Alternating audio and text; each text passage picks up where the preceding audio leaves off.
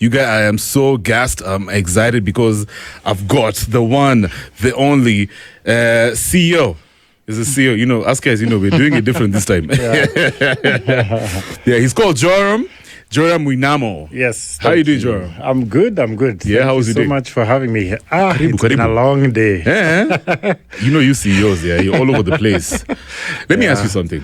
So, the lifestyle of a CEO, entrepreneur, business strategist, a guy for, the transactions, is it like unpredictable? Can you actually imagine how your week is going to turn out? Am you just open to anything happening? Okay, no, there's a lot of stuff we plan, hoping it turns out that way. But I'd say the number of fires you fight in a day as well. Imagine, things that are just, because, as a CEO, I think your job description is to deal with the biggest problems no one else can deal with in the company. I agree. So you just have to be prepared for whatever comes, and then you have to think through it, find a solution, and get moving. Now, before we get into the nitty-gritties of, how your day is usually like, just tell guys what you do and what inspires you to do what you do. Okay, thank you. So I've been in the space of helping entrepreneurs build their businesses for a very long time. Started out in around 2007 to 2010. So it's been quite a number of years. And we just looked around the country and the continent and were like, there's so many brilliant people running businesses, but many of them lacked that knowledge about, I can deliver my core product or service, but what does it take to build a business? Because building a business is another job description altogether. So sometimes it's easy to deliver your product or service, but when the business starts to grow, how do you hire people? How do you deal with taxes? How do you keep finances? How do you fire? Legally without being taken to court. So all those things tend to overwhelm, entrepreneurs, and then nobody has trained them on what to do before. Right. So we saw this gap, and we thought if we put together the information and people who can help these entrepreneurs with this journey of growth, then, we can try and make their journey a bit easier. And so it's been quite a number of years, almost 20 plus. Fantastic. Of just working with entrepreneurs, helping them think through their strategy, helping them think through their growth. And then we've built this thing called Sandbox, which now brings together different experts.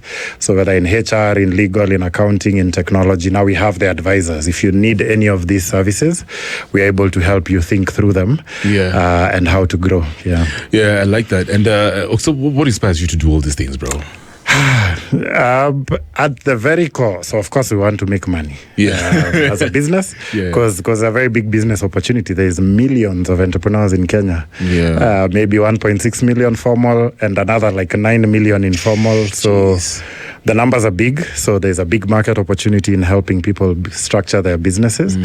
But at the end of the day, I think something that really drives us at our core is that we are passionate about this continent, Africa. Nice. And we're like, part of the reason the big companies are all foreign is because the foreign companies that put in the brand, the strategy, all those sorts of things, and then they make money and take it out of the country. So we are like, what if those multinationals are owned by our local, Kenyans?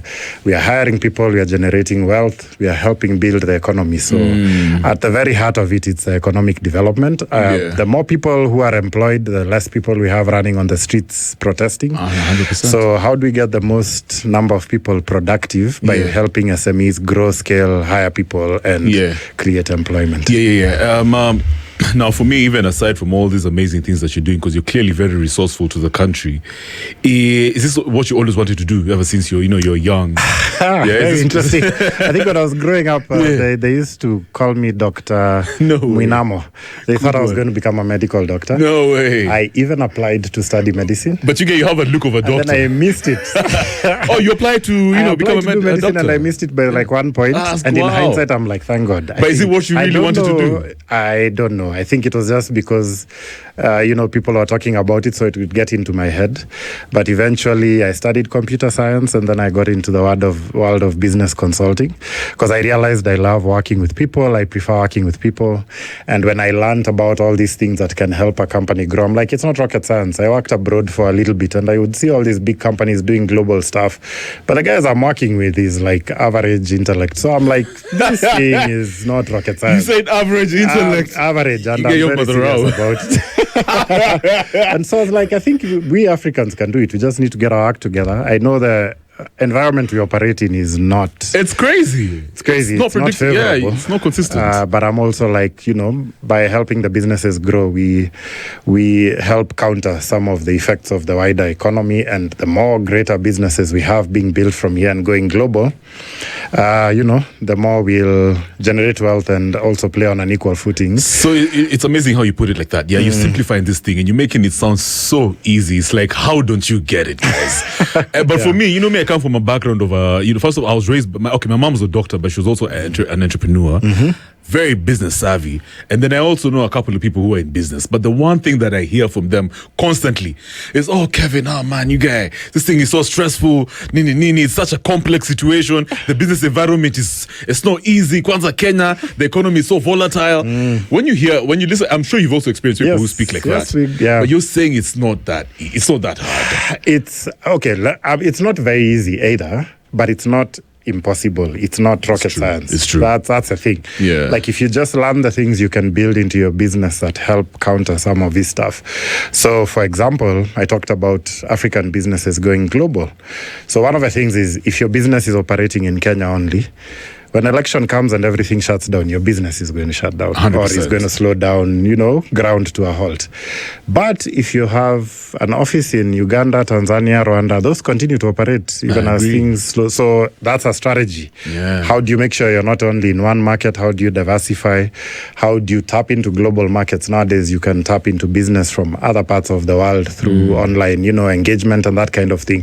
How do you think through some things like this so that you've diversified your risk? You're not just in that one market. And those are the kind of things that we help our entrepreneurs think through, because when they put these things in place, then it helps their businesses stabilize a bit more rather than just, be sick every 5 years when things are not working out here. Yeah. I like that. Wow, what a way to actually explain it. And so pretty much what we're talking about this evening is how to build a business that scales and sustains itself. Now, the first question is, what's the biggest reason? What's the sole reason most small businesses struggle to move from hustle mode to real scale? Now you're in Uganda. Now you're probably in other counties at least for a start. Yeah. So a lot of entrepreneurs are very self-assured, self-confident people. So sometimes they'll think they know it all. And probably that's the first mistake, just to think that I know it all and I'm going to hustle this thing, I'm going to figure it out and all sorts of things. But you can't be an expert in tax, you can't be an expert in legal, HR and all those things at the same time. There's other people who have better knowledge in helping you know these kind of things. And so I find that a lot of entrepreneurs don't ask for help until it's too late. When they've tried everything and it's not worked, is now when they're like, okay, where can I find somebody who can help me with this? But I think if people change their mentalities to ask help from mentors, from consultants, from people who have this knowledge, they might be able to make less mistakes and build that kind of business. The other thing is, I don't know if people begin with the end in mind. I don't know if people have a vision to build a great business. I don't know if somebody is just hustling and whatever money they make this month, cheers, let's move to the next one. But what about a long-term vision? Are you thinking of building a countrywide business, or maybe even a regional one, or maybe a global one? Because if you don't set that end goal, you will not work towards it, and you will not look for things that make that end goal work. So a lot of people just don't have that vision. Even worse, they don't have it articulated. Maybe they have it in their minds, but their employees are just wondering. I believe mostly it's in their minds. Every day we come in here and it's a different direction. What are we really doing? So one of the things we just help people is start to document and articulate these things, and then as they define it and as they articulate it, then we are like, okay, how do we turn it into a business strategy? You want to go across the whole of Kenya? How do we start to think about, how do you have a branch maybe in Mombasa or Kisumu or Nakuru? And then how do you go to Kampala and then, TZ and that kind of thing? So there are strategies that you can employ as far as all these things. I want to jump in there real quick. So you're talking about mindset. You're talking about how they can actually define, of course, their vision. And it's obviously based on the product that they have. You have to be realistic, right? So how walk us very briefly the process of actually describing your vision and ensuring that you're on track. Because I believe most guys are on hustle mode, survival mode. It's just like, yo, I just need to pay my rent, Kev. Like you said when we were starting this conversation, I need some money. So the process of actually defining your vision for the company so that eventually you can scale. How do we go about it? So I mean, many businesses will start off the fact that maybe there's one product or service you're selling. So sometimes it's you have a problem and you're like, why isn't there a solution for this? So you go and put it together. And then maybe it starts to work out. People start asking for it. People start buying it. People start coming back, repeat business. And then you realize, oh, there's something here. Then you also begin to realize this problem is not just in your locality. It is actually there countrywide. It is actually there continent-wide. So that's where your mind starts to work towards how can I make sure this product is accessible and available everywhere. If it's services, you probably need to think about doing it through, if I'm going to do it in Kampala, I probably need somebody there who's going to be able to do the same service there. If it's something that's an online product, maybe an app or something, then you have to think about, okay, we need to put it maybe on a Play Store or something. People are able to download it. But then as they give us feedback, how are we making it work for the different cultures and this kind of thing?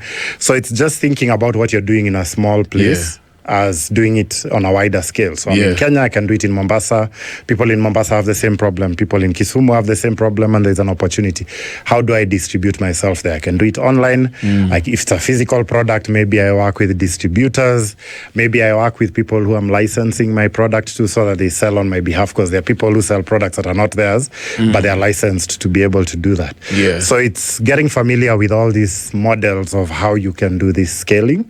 And then now when you set that vision and articulate it and say, you know, we want to be the best at providing creative services, you know, to, say, manufacturing businesses across the continent.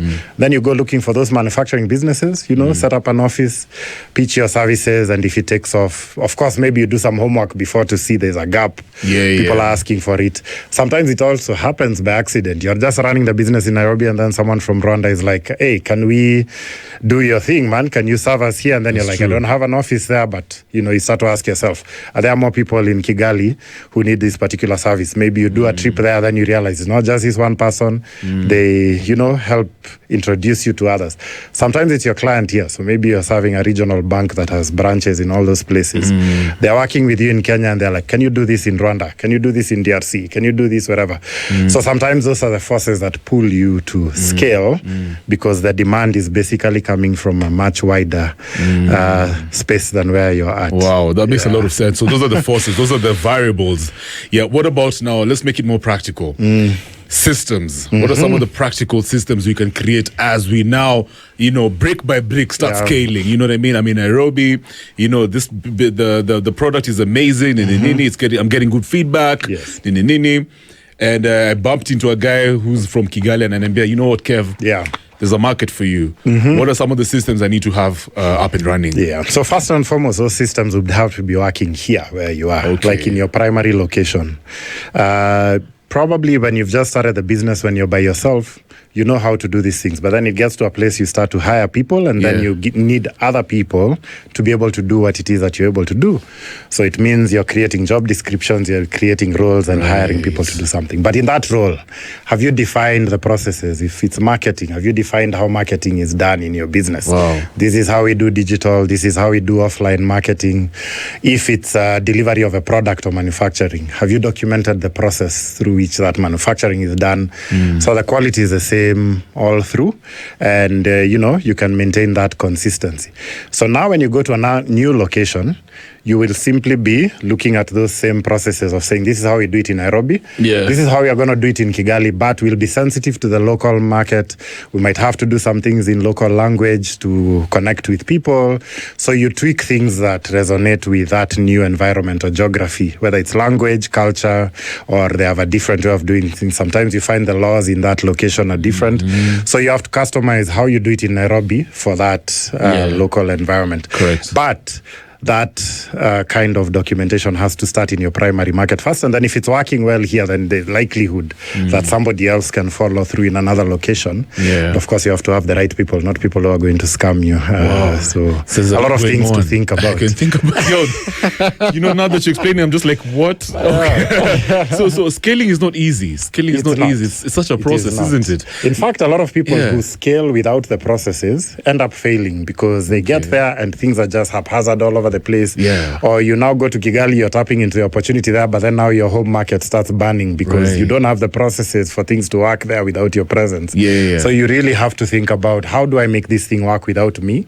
How do I get other people to be able to do it? Sometimes you're using softwares, so it's already coded into the software how the things are going to run. Sometimes you're using documented processes. Sometimes it's machines. So you just have to make sure that that's working fast in your first location before you take it somewhere else. So there's somebody out there listening to you, Joram, and they're saying, damn, this sounds very costly, I should probably reach out to you. Now, before they reach out to you, what are some of the low-cost steps that they can, they can take advantage of, while they start implementing their growth, right? Because I'm sure there's a way we can, find a means to navigate the processes. But I think one of the things first I would try to get people to think differently is, let me tell you, it is more stressful running a small business than it is running a big business. For real? Because one, you're doing everything. Two, you're not making a lot of money. I agree. So actually investing in that scale is investing in better wealth creation for yourself. And when you have people you can hire who can run things, you can actually leave the office and go on holiday and they don't have to call you because you have competent people doing stuff. So I would say in my journey, I have had a much better time running a bigger business than I have running a smaller business, because it just gives you the freedom of, you have more resources, you're more recognizable, you probably have bigger opportunities that you can tap into with bigger companies because now they see you as a serious player. So I think there's a lot more opportunity in scale than there is in trying to play small.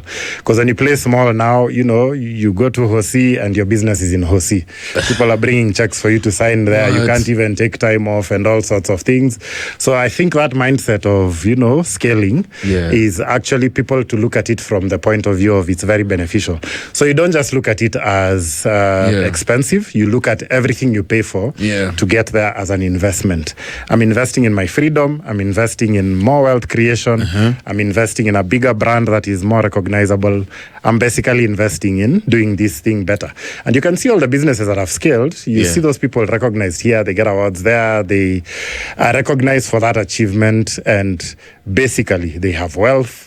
People respect them for the money they've made. You even have money now you can contribute to the social causes you care about. And you're more resilient. So, you're more resilient. You can, even if you take a hit, maybe you have reserves that can take you, or you can raise money, or you can do this, that, or the other.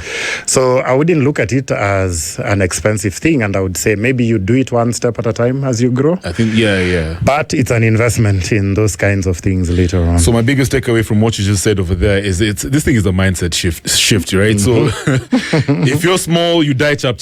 Yes. You go to OC, you go with your business. That's so powerful, bro. A small business is so stressful. I don't know why people are, into that mentality, because it comes with so many risks. So it's just a different way of looking at things. So of course, there's stress running a big outfit, but you also build the muscle to operate things at that level. You can hire lawyers to defend you if there's a problem. You can hire PR people to, you just have the resources to do a lot. I love it, bro. I love it, man. You guys, you're so motivational. So guys, think big, go hard, man. But do you think Nairobi, Kenya is the land of opportunity? I think it has been. I also think it's a super competitive space, because here in Kenya, you come up with an idea, you implement it, and before long, 5-6 other people have copied you and they're going after you. So it's a Is that a bad thing or a good thing? It's not a bad thing for the economy, because you're giving people more options, you're creating more employment. There's multiple people for each role. But it just means you can't sleep. You have to be on your toes. You have to keep innovating. You have to keep, thinking ahead. Exactly. You have to keep running, basically. But also, if you're able to survive in Kenya, I don't know if there's anywhere in the continent you cannot survive. It's true.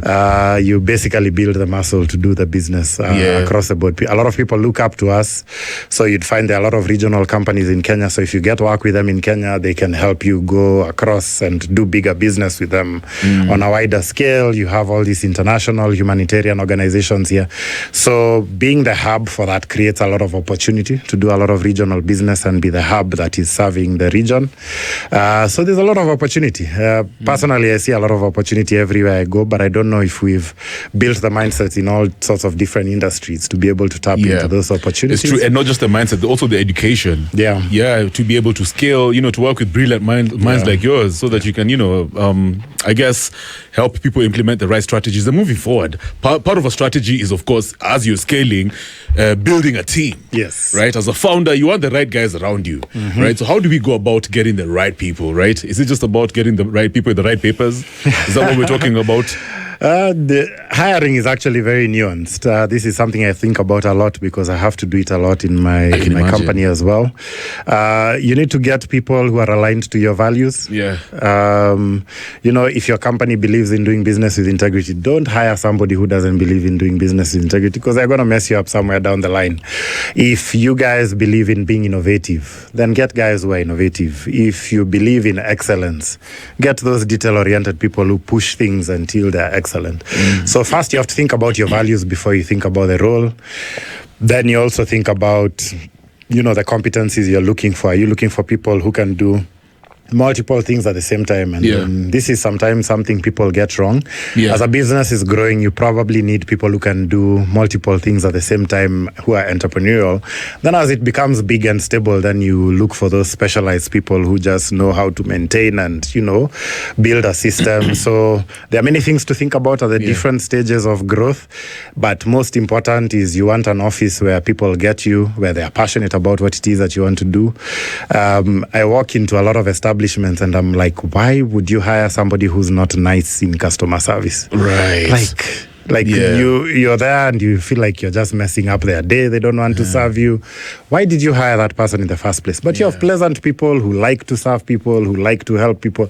Look for that kind of person and put them in a role like that. It's funny you put it like that because I feel like people just don't take CS and CX very seriously. No, they do not. Isn't it? They do not. But a lot of people just think that a lot of things can happen by autopilot. But I think it's just in going into these nuances, being very detail-oriented, going the extra mile. I think as a country, we don't like going the extra mile to get things right. So we just want to get things quickly done, make a quick buck and, move. So when you're recruiting, instead of building a process that can get you the right person for that, whatever you take, whoever comes, rather than think through what kind of person do we need, where can we find them, ask for referrals, go far and wide. And then when you find that one person, come and plug them into the system. They're going to do amazing things for you. And do the same for every role, whether it falls vacant or as it comes about. So just a bit more thoughtfulness, taking time to think through, what's our culture? What's different about us that, compared to that other firm, across the road that does the same things as us, there's something that makes us unique.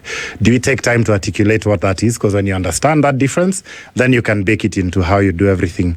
Today I was training a bunch of filmmakers and somebody, was telling me that they run a law firm that serves filmmakers, but they are torn between, do I stay as professional and rigid as how law firms usually are, but my audience are creatives. And I'm like, mirror your audience.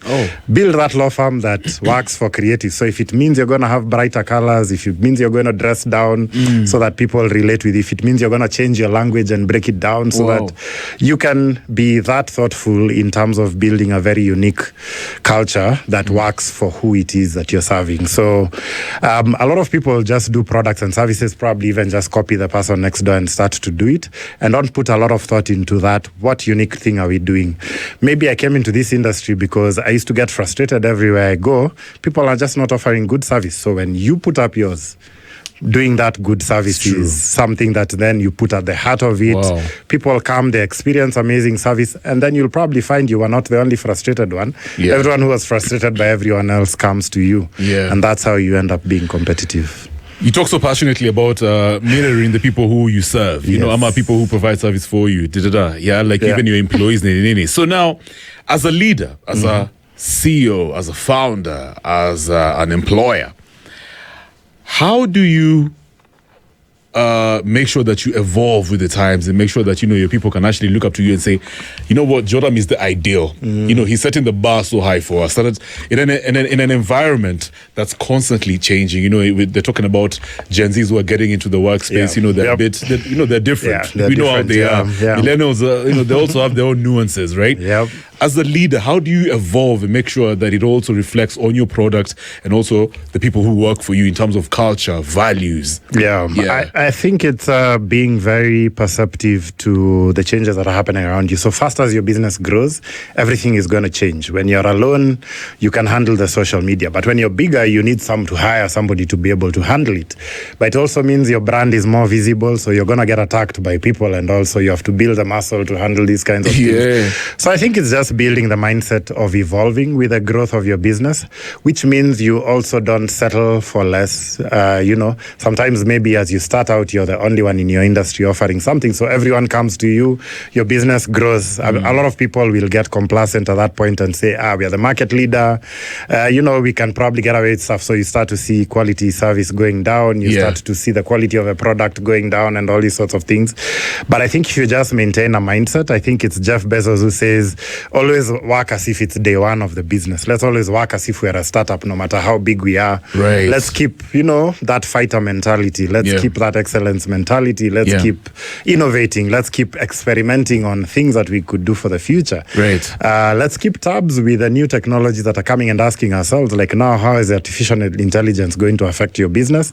If you're in a business and you're not thinking artificial intelligence, let me tell you, you're on your way out, because there's younger, faster, smarter people who've grown up with that stuff who are now bringing that service, and they're going to take away your clients because they're doing it more efficiently and the like. Wow. So it just means that as that CEO, no matter how old you are, if you keep up with the times, keep learning what is changing, hire those people, those Gen Zs, and understand how they work, but then also deploy them to talk to their fellow Gen Zs to consume the services of your business. So it's just realizing that there's pockets of wisdom in all levels of society, and keep an open mind to keep learning. Just never settle for less. I love it. So, karibu sana to Culture Kitchen.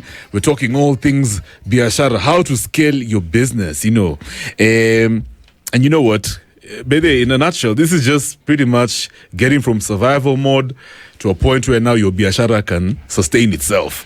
And I'm excited because there's no one better to have this conversation with other than Joram Mwinamo.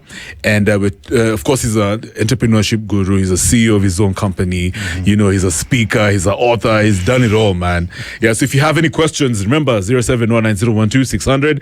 And by the way, bro, if guys want to reach out to you, partner, they want to get your services, how can they find you? So we are on all social media platforms. Sandbox is SNDBX. We dropped the vowels from the name. We thought that's a cool brand like that. And it's caught on. So they can look for Sandbox on all the platforms.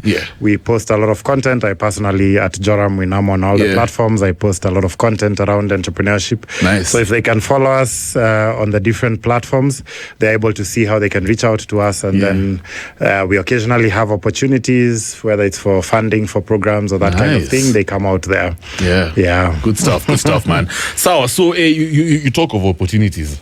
What are some of the opportunities biasharas, can take advantage of Kenyans, basically, especially in this very moment, so that they can think big, right? What should I be looking out for as an entrepreneur? I'm excited about scaling. What are the opportunities? So I think the economy has been evolving and getting more sophisticated. So on the one hand, I would agree that it's a difficult economy, taxation is high and all sorts of things. But on the other hand, you see that the population is growing, the number of middle-class people are growing. And so economists are the ones who get excited when they see some of these statistics, when they see, 5% GDP growth. For us, it may not mean much, but for a $100 billion economy, that 5% means there's an additional $5 billion that has just checked into the economy. Where is it going to? Who's making it? Is it going to property? Is it going to this? Is it going to that? And then you look at a lot of industries, and either they need to digitize or they need to professionalize or be run better. And so I think there's a lot of opportunity in digitizing certain industries like agriculture. We've run agriculture the way we have for a very long time. We don't use sensors in the farms, CCTV and all sorts of things. People are being stolen from. Things are not growing as they would. So if you almost look at every industry, there's an opportunity to do something new. If you look at education, there's an opportunity to do softwares around education, on how schools are run, on how students access their marks, on this, that, and the other. If you go to hospitals, there's an opportunity to digitize. Until today, I don't know if you have your hospital data with you carry it around. I do. I don't know. Yeah, I do. So those kinds of things. Yeah. So if you almost look at any industry, there's an opportunity to modernize it, to digitize it, to take it forward, to help those people professionalize how they're running things. And as we streamline this, I think it creates an opportunity for companies that can grow and scale. So let's talk about some of the habits or disciplines, if I can put it like that separate businesses that can scale from the ones that cannot scale. Say, for example, if you engage with somebody who's got a business, and then from your perspective, you're just like, I think you need to go back to the drawing board. So how would you tell? What are some of those things that stand out for you, and you can instantly just tell Apana, this one can scale, this one cannot scale? I think the biggest thing is that if you identify a problem that you want to solve by building, say, some technology or a problem or service around it, make sure that problem is as big as it can get. Like if it is something that individuals experience, make sure there's 1 million plus individuals who need that kind of solution, so that when you build it, you can be able to scale it to these 1 million people to be able. So you're basically looking at problems that are in an underserved space. That's one way of thinking about it. So if you're going around thinking of what business to do, look for a problem that hasn't been solved, and then ask yourself, is this problem widespread enough? Are there a lot of Kenyans who need a solution to this that are willing to pay for this? Are there, or if you look Pan-Africa, is it as big? If you look global, is it as big as well? One of the things I didn't mention at the beginning is that Sandbox has actually scaled. We have an office in the US. We have people in the UK. We have South Africa, Nigeria, Ghana, and we've done that through partnerships, Ethiopia, UGTZ. So when I'm talking about this, it's stuff that we've actually done. And so, when we came up with this model of supporting experts through this, supporting entrepreneurs through this one-stop shop, we looked around the world and we realized nobody is doing it. And people would reach out on LinkedIn and they're like, what you're doing looks very interesting. I've never seen it anywhere. And I'm like, okay. So I started to talk to people in different countries, and then I found people who are in our industry, and we were able to partner with them. Now we are recruiting local experts in their countries and being able to offer the same services locally. So, it's amazing. I got to jump in there. So when you say in the US, are we talking about diaspora? No. It's serving US businesses. So we have American experts who are in Atlanta, Georgia, and they're serving Atlanta businesses. That's our model. Like wherever we go in London, it's London experts serving London, whatever. Then of course, if people want to do cross-border business, one country to another, then we're able to make those connections, because again, Sandbox has those people represented. So whatever problem you think about it from the point of view of many people experiencing that around the world, because that then probably provides a big opportunity. And then one of the other things we do as Africans is we really downplay ourselves. Sometimes we don't realize some of the things we've built here. Look at how M-Pesa started a global revolution. There's many things we build as Kenyans that could probably be global businesses, but just because we don't have that mindset, or we think we are from Africa, that they are probably developed enough, they have everything. It's not true. There's still opportunities to plug into these developed markets. So, I encourage people. I know typically people get discouraged about building that global business because they're thinking the stress I have now will be times the size of the business. But it's actually the other way around. Yeah. The bigger it gets, the less you're stressed because you have resources to hire good people, and run things at that level. So I tell people just set out to build a global business from the onset to be a much better ride than trying to run a it's small interesting one. you put it like that because, okay, first of all, I think it's like an inferiority complex thing. It is for sure. I don't know how we go. I mean, we adopted that mindset, but it's very been sad. fed into us continuously through global media and stuff telling us we're, not good for anything and all sorts of things. Yeah. And you see it with our leaders a lot. Wherever we go, we are begging. Saw our leaders, being crammed into a room the other day, and nobody feels that that's not right. Like they should be given the same respect that they give them when they come here. We also drive that kind of behavior because you teach people how to treat you. But I also think humans pretty much have, it's almost as if we have similar problems globally. It's just that they're defined in a weird way. Yeah, so, you can actually, find solutions to some of these problems, global problems, even here in Kenya. Yes, we can. I like how you put it. Yeah. So for folks who have hit a plateau, they feel like, they failed. This whole scaling thing is still making sense, right? Yeah. What's your word to them? What's the solution right now? They're thinking, okay, the product is making sense, but I can't grow. I'm not growing. I'm not seeing any movement. I'd say, before you beat yourself up and call it quits, first look for help. There's people with solutions out there. Like some of the things I'm saying here, there's probably people out here who thought there's nobody who can help an entrepreneur think through scaling a business. But there's people who have this knowledge. Sometimes it comes from mentors who've been down that path. Sometimes it's coaches. Sometimes it's people around you. Sometimes it's consultants like ourselves. Yeah. Seek that help first to see how you could maybe streamline and scale that business. There are many people who, in the first meeting, they're so dejected, they're thinking of shutting down the business. Then we just start helping them break down different things around their people, around their systems, around their processes. And you just find as we fix those things one by one, the business takes off again and begins to grow and scale. So I think people shouldn't be dejected. Look for that help from people who can help you think through how to grow and scale a business. Yeah. And there's a lot of opportunity out there that you can pivot into. I love it. Yeah. That's why you probably need to join even communities of founders and entrepreneurs. Yes, exactly. Learn from all these guys. I like that. Yeah. So let's talk about there's something that you mentioned earlier, customer service, customer experience. Yes. How important is it, especially when you're looking to, build a business that can sustain itself in the long term, right? Because you mentioned how people they downplay this thing for customer service and customer experience. Yeah. I think a lot of people don't realize that the business exists because of a customer. So we all say we are customer centric and, we have it on the walls and all sorts of things. But I actually find that in practice, people don't really care about what the customer has to say. So we rarely ask the customers what they think, what they feel about our business. I did something very brave in our business the other day where, I asked a set of our customers, what's the biggest expectation you had of our business that has not been met to date? Nice. And I made it anonymous. And we got like 28 sets of very candid feedback. And when you get that kind of feedback, it can be very demoralizing because you're like, oh my God, I've been doing this all this time, and then this kind of feedback comes. But then you actually realize if these people are experiencing this problem and you're not solving it, you're not going to move forward. So now if you solve these problems, they'll be happier. Your business will probably go bigger and all sorts of things. Right. So I'd tell businesses to be brave and just ask people what they're not doing very well for them or other expectations they have of them. Yeah. And use that data to feedback into their products, into their services, into their service delivery. There are many businesses which, if they did that, they'd be very shocked the kind of feedback they'd get that would be very instrumental towards helping them strategize for the future. So just put the customer at the center, create a channel for them to talk to you honestly. Talk about that, because we are not a culture that speaks very openly, so sometimes anonymous helps. You can filter out the hatership and then you just look at, okay, these are things that we can actually do and put a strategy in place towards fixing those kinds of issues. For your clients, some of your customers, what platform was this? Was it email? Was it social media? No, actually, I just used a simple, I think, Google form.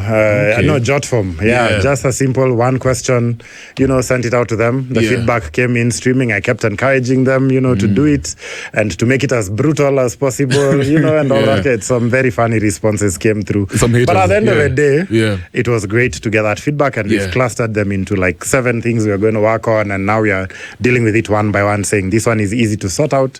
We can fix it. you'll be surprised. People want good coffee, bana. Yeah. So, yeah. I like that. Some things you don't really think about, they're not important to you, but they really mean a lot to the customer. So I can imagine. we are fixing those things one by one. So when I speak with you, you come off as a guy who's very sharp, like you have your stuff figured out, and that's very commendable. Yeah. So business can be very daunting. You probably end up burning out, especially now when you get into levels of, you've scaled really impressively. Yes. Yeah. So how do you handle the burnout? Yourself, and how can people do it?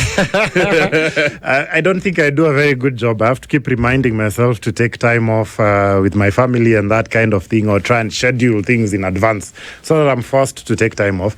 I'm fortunate. I've built a business to the extent, I think recently I was away for a trip for 3 weeks. And I didn't get a single phone call to approve anything or to solve anything back home. Things didn't burn.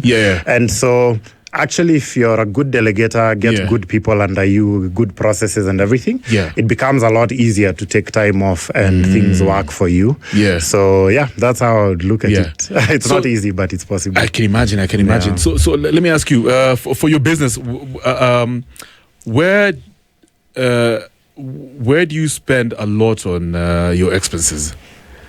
I think it's people. We are a very people-driven organization. We are a lot about relationships. We are a lot about understanding, the human psyche of how people work. So I think I actually spend a lot of my time first on trying to get the right people, plugging them into the right positions, and then making sure they're able to deliver that level. It's going to be shifting, though, to more technology. There are platforms we've been building that help us just do a lot of things in a more automated manner. So I think we might become more of a technology company in future. But at the moment, it has been just making sure we get the right people, the right processes, right strategy and things work. Okay, I'm going to ask you a random question. Yes. But before we wrap up.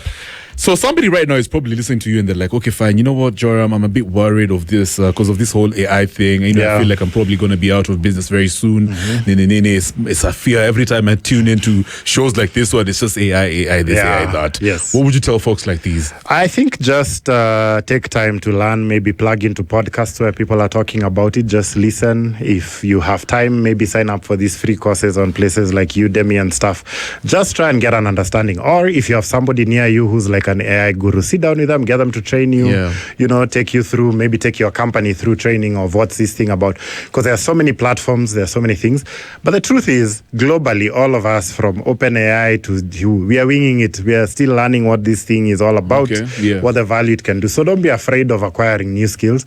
I remember, so I'm old enough to remember when it was first, like Windows, like when we moved from manual typewriters to Windows. And there's a whole bunch of people who, when they were not able to learn how to use computers, they were out of a job. The next wave was internet. Those who are not able to plug onto using the internet were out of a job. So AI is just the next wave along that path. So it's just maybe go back to school, take some courses, understand what it's about, what platforms you can use, how you can do images, how you can do proposals, how you can do this, how you can use it to help your productivity. Also hire people who have the skill and who've mastered a few things, get them to come in and teach you and work on certain roles. And basically what you'd be exploring is, how does AI fit into all our processes? How does it help our communication?